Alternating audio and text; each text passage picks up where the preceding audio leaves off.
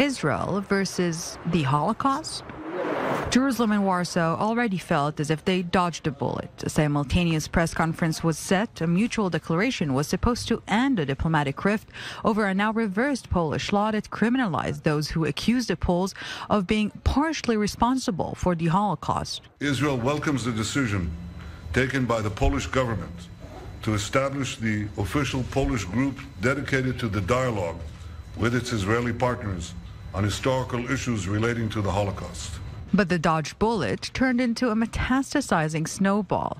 The Yad Vashem Holocaust Memorial Center lashed out at the declaration, essentially blaming Prime Minister Benjamin Netanyahu for selling out Holocaust memory. In a 7-page critique, saying it includes a series of very problematic statements that violate existing historical knowledge accepted in the field.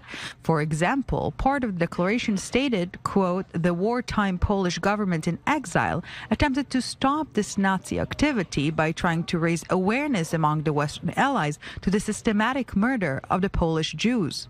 The political backlash wasn't late in coming. The joint declaration by Israel and Poland on Polish responsibility in the Holocaust is a disgrace full of lies and distortions.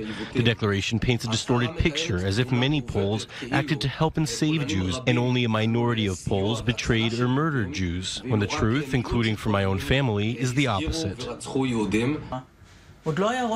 There's never been a prime minister in Israel who made such use of the Holocaust throughout his tenure in all his speeches and utterances, and who harmed the memory of the Holocaust so much as Netanyahu has done. This uproar caught Netanyahu's office off guard. His bureau commented on behalf of the Israeli team that held the behind-the-scenes negotiations with the Polish government that the chief historian of Yad Vashem herself, Professor Dina Porat, oversaw the entire process from the very beginning, and that all historic-related statements were approved by her.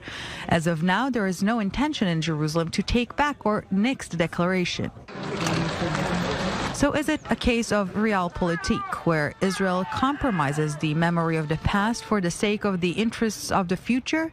Or did Israel simply swallow a bitter pill to ensure that anyone, from historians to media to the man in the street, will be able to freely talk, research, and, yes, speak up about the role of Poles during the Holocaust without being at risk of getting thrown behind bars?